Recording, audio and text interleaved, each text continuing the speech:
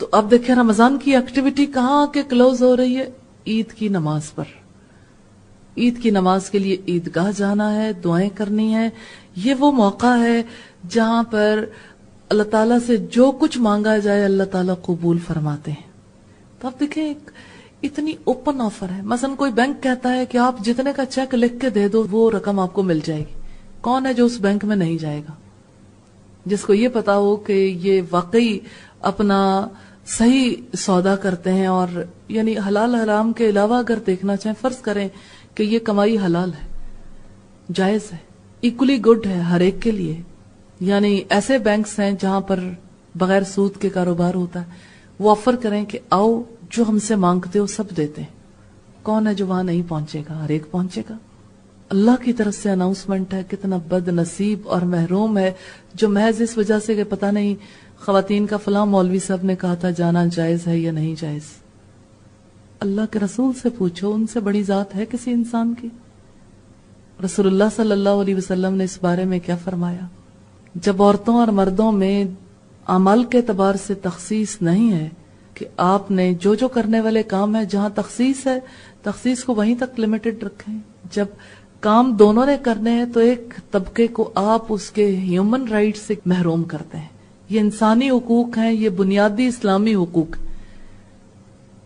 جیسے آپ کو اجرت کی ضرورت ہے ایسے ہی آپ کی گھر کی خواتین کو بھی ضرورت ہے، اسی طرح سے بچوں کو بھی ضرورت ہے. یہ مسلمانوں کی ایک بہت بڑی گیدرنگ ہے. اور آپ دیکھیں ایسی گیدرنگ ہے جہاں پیچھے کوئی بھی نہیں رہے گا، تمام افراد پہنچیں گے. اور یہ بڑی پرنور محفلیں ہوتی ہیں. یہاں پر واقعی اللہ کی طرف سے ایسا اہتمام ہوتا ہے، انسان کی بھرپور توجہ اس جانب ہو جاتی ہے. اور پورے رمضان میں جو کیفیت انسان کو شاید نصیب نہیں ہو سکتی، عید کی دعا میں نصیب ہو جاتی. عید کے موقع پر کی جانے والی دعائیں، پڑھی جانے والی نماز اتنی ایفیکٹو ہوتی. اس بہت بڑی سعادت سے نہ خود کو محروم رکھیں نہ دوسروں کو. اسی طریقہ کار کو جاری رکھنا چاہیے جو رسول اللہ کے عہد میں جاری رہا. اگر کوئی یہ کہتا ہے کہ اب گھروں سے باہر خواتین نہیں نکل سکتی، ماحول بہت خراب ہے، تو مجھے کوئی ایک گھرانہ ایسا بتا دیجئے کہ جہاں کی خاتون نے کبھی باہر قدم نہ رکھا.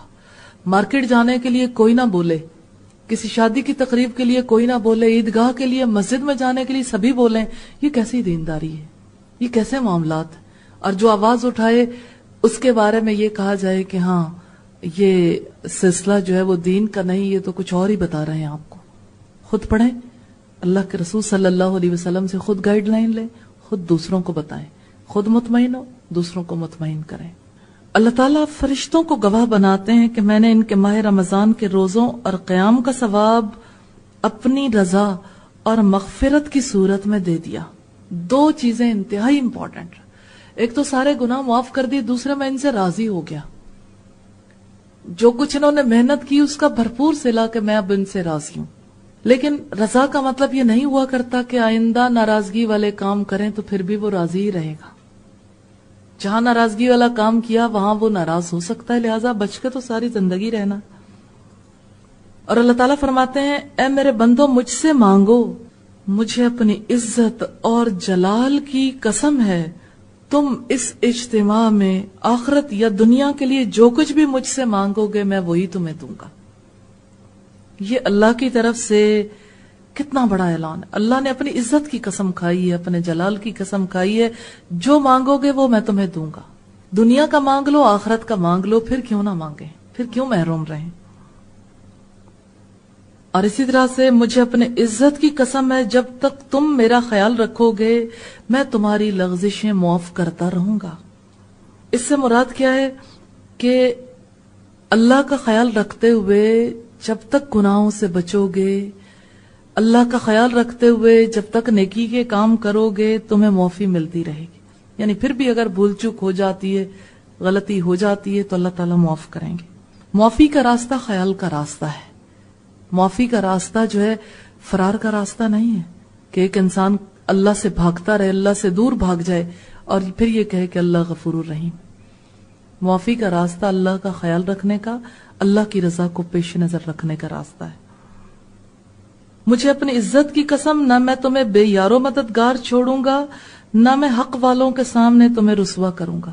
یعنی تمہیں اکیلا نہیں چھوڑوں گا، تمہارا ولی بن جاؤں